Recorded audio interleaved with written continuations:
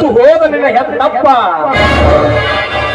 ಕನಸಿನಲ್ಲಿ ಬಂದು ಕಾಪಾಡುವುದು ಸಾಧ್ಯವೇ ಯಮುನಾ? ಯಾರವರು? बहुत दूर से आया हूँ, पानी तो पिला,